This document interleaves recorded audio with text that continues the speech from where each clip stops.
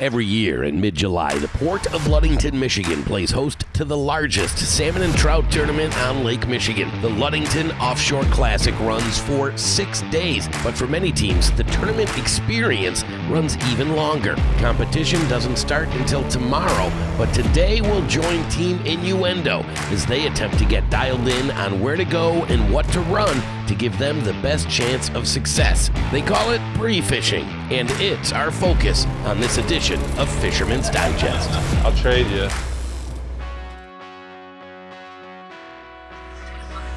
Hey, it would be a lot easier if you just sent me the coordinates. I'll run there. I'll start pre-fishing. I'll let you know. Hey, you need to get out. Oh, we got a camera crew on the boat. They're like, what's the plan today? I'm like, see that boat right there? We're just following him. Even if we have to do it at idle. All right, so we are down at Little Point. We're pre-fishing for the Ludington Offshore Challenge, which is this weekend, and the big boys starting tomorrow. So we are down at Little Point. We are looking for king salmon up in the shallower water. We're in 75 foot right now, and have basically our king program out, and hopefully we'll be on shortly. But we have some weather, so we held up a little bit shorter where we wanted to be to make sure we weren't fishing in a thunderstorm. So we're just north of the thunderstorm, and it's quite a few boats must be thinking the same thing.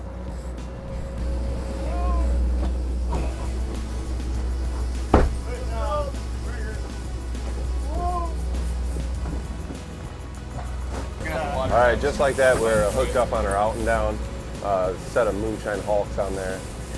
Hit the main bait. Looks like a decent fish.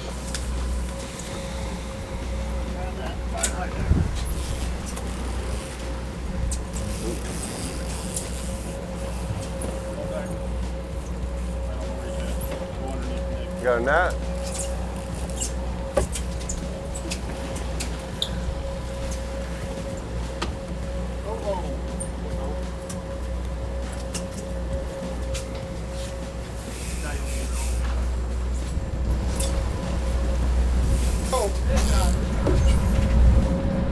All right, so we slid out to slightly deeper water now. Our low wire's going with a 11-inch Dreamweaver paddle with a pickled sunshine fly. And we are kind of in search mode, looking for big marks. Oh, out down's going. And we're hooked up again, just like that. Just like that, a double on. Acting pretty trouty, but it's spinning like a cobalt. First bite came on what, guys? 11-inch paddle. No, first hulks. one? Hulks? Hulks. How far down with the hulks? Green or blue? 50 down. Green. How far down? 50. Hooked up in your line somehow.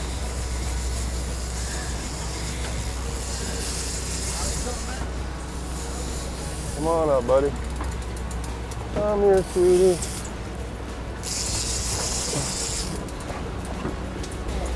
So another coho salmon. We got 3 of these now. It's not exactly what we want for the tournament, but a great fish to eat. Hard to hang on to, though. They're hard to handle, man. It's a great song.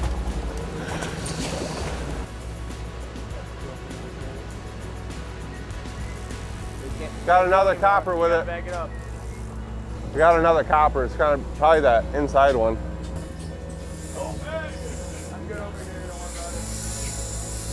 This is what we're after. And we got another one on right there. Moonshine Mongolian beef, OG. Get him, doggy. So there's the first taste of some king salmon action. Of course, it takes more than one of those to fill a tournament box, and we'll soon see if this spot is worthy of returning to during tomorrow's contest. Pre-fishing for the Ludington Offshore Tournament. When you leave Ludington, you have quite a few options. There's Big Point Sauble and Little Point Sauble. So Jeremy and I have been running 2 different boats, fishing one at Big Point each day and one at Little Point each day. We're fishing Little Point today.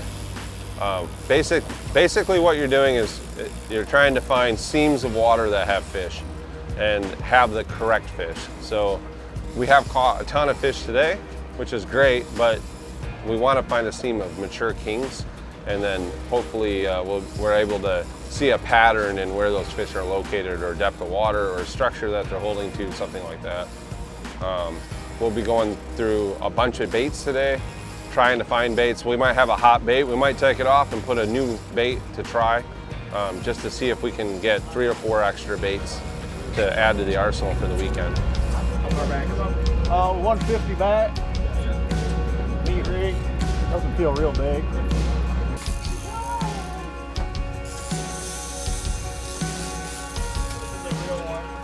So we got another triple going now. We just netted one. We got 2 more fish on. Oh, top board, another fish on, another triple. Those are all big uns. These are proper fish here. You had the 225 outside the... Yours is, Doug? I didn't even know you had a fish on. I knew you had one on. I didn't know he had one. Oh, steelhead, nice one. Yeah, we would take that one tomorrow. Yeah. We caught one like that last night too. Thanks, Nick. It was like a professional just did that. Are we gonna net this fish? Or what's this? Look at the mouth on it. It has 2 mouths. Oh, we got a derpy one yesterday too. Oh yeah, look at that. That is crazy. Does that count as 2 fish? Is that a 20-point fish? If anyone wonders, it's a king. How do you know? Look at his gums. This one you're double sure.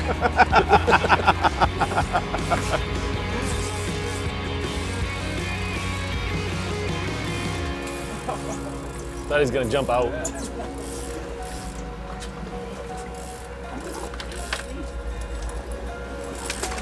I think we got more than 7 fish.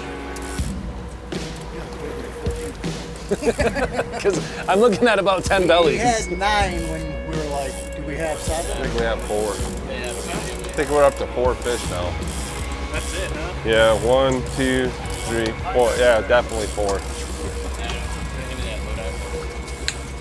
Well, I would say we found some fish. Hopefully they stay here, and tomorrow they're in the same exact spot. And they want to eat the exact same baits that they bit today.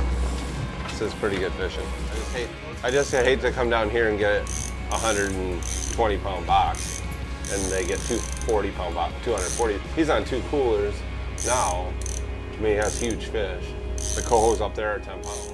Safe to say this team is dialed in on the Kings, but it takes multiple species to fill a tournament limit here. Next up, Team In-U-Endo changes their strategy and location to target lake trout. I mean, like, if it were tomorrow, we could always, like, right now, just go there, right? Or we could go big kingfish on the point. Yeah.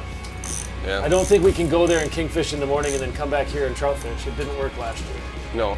So I think we have to pick a direction. But if we came this way and caught our fish, we could always go there and try to hunt upgrade. All right, so we are heading off to spot number 2.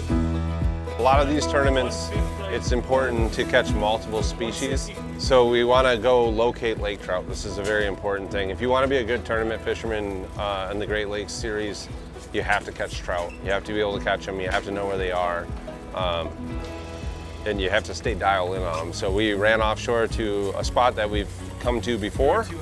And we'll trout fish here. We're gonna have 3 rigs right on the bottom. And then we'll have 1 hovering just off the bottom. And then we'll run basically some high lines, maybe to get a steelhead, maybe to get a rogue king that's out here in this deeper water. We're gonna have both of our live scopes set up, and we also have Panoptics rolling, so we're gonna see how that works. He is, nice. Is he on there? He's there. Fish on! Sometimes you need a breakfast sandwich. Hey Brooks, your rigger sucks. We're out here in the deep water trout fishing, and we've just finally hooked up, covered some different ground, pulling some nice trout off bottom here. So hopefully this will be what we're looking for. Got to find those 3 off species while we're here fishing this tournament. So this is something that we do pretty regularly. We're deep water trout fishing, something that Adam and I connect on. Worked hard to dial in this deep water game, and we're getting pretty good at it. It's fun. It's a good time out here. Hit marked twice. So now we've got a fish on the 7 color, fish on the 7 color, fish on the 150, fish on the trout diver, Big garbage bag going by the side of the boat. Glad we didn't snag. That would have been fun. We'll probably try to send him, yeah? Since he came up high. Yeah. Let me see if I can release this guy. You want to do the clip thing? No, I don't think so. I think he's going to be spunky enough. I'm just going to reach down and, because he's right in the top jaw.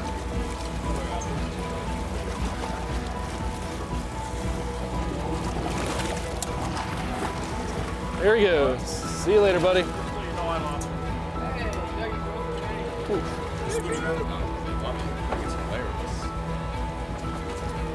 All right, I feel more confident about coming here.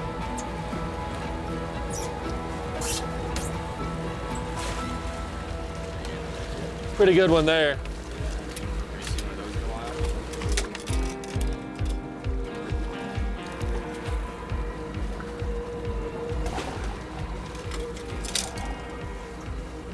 Oh, wow. Oh. I call it 17. 14 and a half. 14 and a half, yeah. So 14 and a half pound, beautiful. That's on a UV white spin doctor. And guys, we would have released this fish, but as soon as it hit the net, we saw it looked like Shark Week behind her. So we, unfortunately, you can see why too. This fish was hooked really deep. You can see hooked down in the gill raker there. And so because of that fish is not gonna survive. So we would not release this fish. But we do release a lot of trout and a lot of salmon healthy. We watch them swim away. You saw us just do that with a small fish. But if they're hooked in the gill like that, we put them in the live well, they go into smoker. Obviously, you know, we're out here finding our off species. So we're targeting a variety of species within Lake Michigan. We started off the morning really focusing on mature adult kings. We caught kings, coho, and steelhead doing that. We came out to the deep water to do our deep water trout program for the day. And now we have, we think we have at least one steelhead on, maybe two. We've got a lake trout on the downrigger. And then we also have a lake trout on our diver rod on the electric reel over here that Doug is working on. So you can see the 4 fish going. So, you know, we're pretty dialed in with our Traxstech setup here. We've got our rod holders just how we like them. You can see our live scopes mounted up here. This boat has dual live scopes, one on each corner. We're able to look at our divers, our inside boards. We can see our downriggers on Panoptics. So this is these are 62s, right? LVS 62s, the high-powered live scopes, the 500-foot range scopes.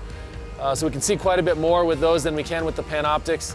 The Panoptics is really great underneath the boat, but it's just a good example of how, and everything just stays nice and lives in the track. Even with the live scopes in here, we can do a lot in a pretty small area with the Traxstech. Yeah, definitely slide inside, see if we can get a late morning bite. Oftentimes, kings will bite again in the same areas that they bit in the morning. So hopefully slide back in there and we're gonna look for 1 or 2 big bites. So we're really not trying to catch a bunch of fish at this point, just a couple of the right ones. And it's time for a sandwich.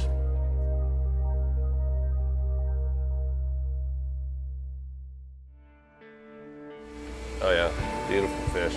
I don't know what they are, but they wouldn't hurt us in the tournament, for sure. The other one. That was Saugatuck rig.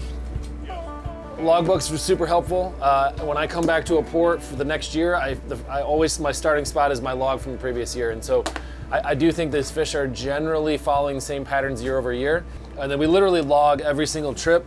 I didn't fill out the top portion yet today, but like, you know, if we look at, you know, yesterday we've written weather conditions, starting location, the date, the port, what troll we started the day on, what were conditions there, what was the wind doing, surface temps, and then like today we've logged every single bite starting at the time. I put the GPS coordinate. We actually put a waypoint in for every bite that we have. We're gonna crack 3,000 logged fish today. We'll be the first, you know, we'll crack the 3,000 number. The presentation, if it's an out down, a copper, a high diver, low diver, how far back it is, what lure or presentation we got bit on, what troll, speed over ground, down speed, down temp, what species, whether we killed the fish, whether we released the fish or lost the fish, and how much the fish weighed. A little bit of information at the bottom, just kind of comments on the day. Try to be as analytical as we can, still keep it fun, but I think that having that data really gives you the confidence to go and look and start fishing somewhere. So definitely recommend that. All right, somebody else grab this. I'm gonna clear okay, you got the slider free? Okay. Okay, yep. Nice fish. Nice fish, boys.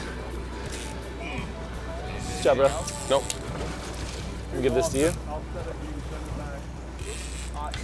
The toad on the bad toad. On the deck. On the bad toad. Was it on the spoon? Yeah. Bad toad. This is pre-fishing for the tournament. We were able to successfully release quite a few fish as well, which is always a good thing when you want to catch big ones the next day. The keys to success today, definitely, you know, we had our Garmin live scope rolling. We had the Panoptics rolling on the center Garmin. Invaluable information.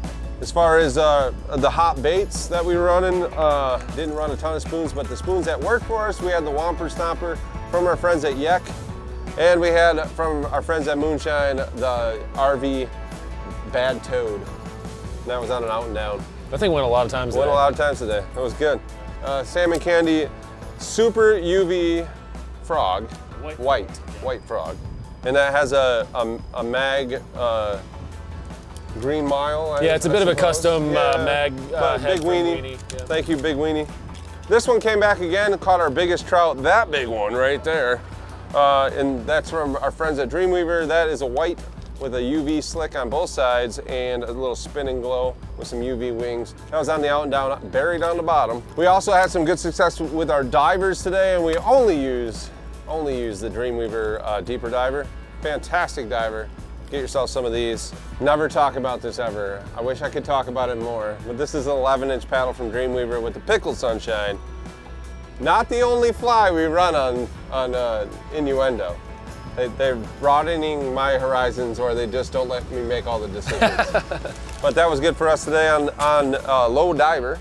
A couple other Dreamweaver rigs. We got Kevin's girlfriend, kind of a customized pickle rig. That was good for us today. I don't remember where it was. On a diver, high diver? High diver, yep. And then last but not least, the UV Netminder Showtime from our friend Chris, who hopefully plays his music quiet this weekend. I think it's at least second place, not better than that. And that's got a stock Big Weenie meat rig, and that one's called? That's a jackhammer. Jackhammer.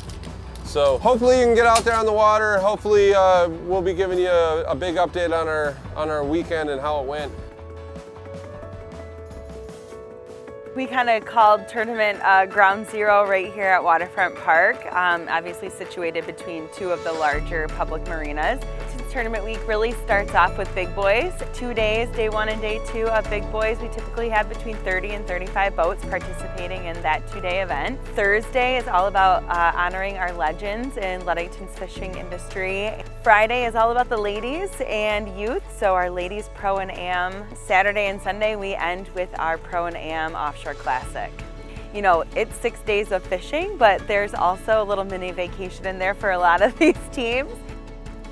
The Ludington Offshore Classic truly is a sight to behold and an experience not to be missed. This year's main event, the Offshore Classic Pro-Am, drew nearly 140 boats, making it once again the largest event on the circuit. As for the team we rode along with today, their pre-fishing efforts really paid off. In-U-Endo took a 4th place finish in the big boys, 2nd in the Ludington Legends, an overall victory in the ladies event, and another 2nd place finish in the pro division, proving once again that a little preparation really does go a long way. All right, thanks for tuning in to Fisherman's Digest today. Team In-U-Endo, we had a great time on the water. These are a bunch of great guys, good friends of mine. Tune in next week for another great episode of Fisherman's Digest.